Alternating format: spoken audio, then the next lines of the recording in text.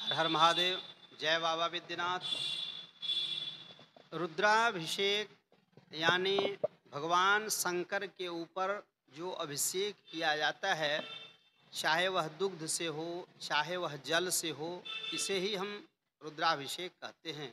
तो रुद्राभिषेक के बाद भगवान के ऊपर षोडशोपचार से पूजन का विधान दिया गया है। और बिल्वपत्र शंकर भगवान को अति प्रिय है, इसलिए बिल्वपत्र निश्चित रूप से अर्पण करना चाहिए।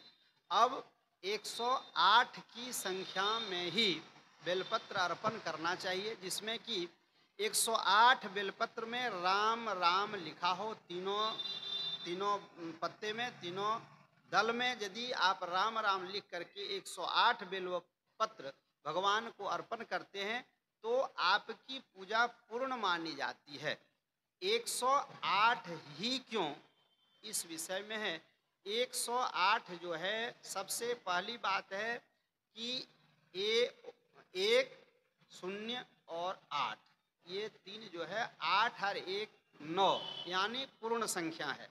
पूर्ण संख्या बनता है 108। और दूसरी बात है, 1 ईश्वर का प्रतीक है, 0 जो है वह पूर्णतया का प्रतीक है, और 8 जो है वह अनंत भगवान का प्रतीक है, इसलिए 108 है। तीसरा कारण है कि 108 उपनिषद हैं, इसलिए सभी उपनिषदों की संख्या को मान करके 108 बेलपत्र भगवान शिव को अर्पण किया जाता है। चौथी बात है कि भगवान के 108 नाम हैं। 108 नाम से, प्रत्येक नाम से एक एक बेलपत्र अर्पण करने का भी विधान है। और 108 का पांचवा कारण है, हर 27 नक्षत्र होते हैं। यह जो संसार चलता है वह नक्षत्र के हिसाब से चलता है।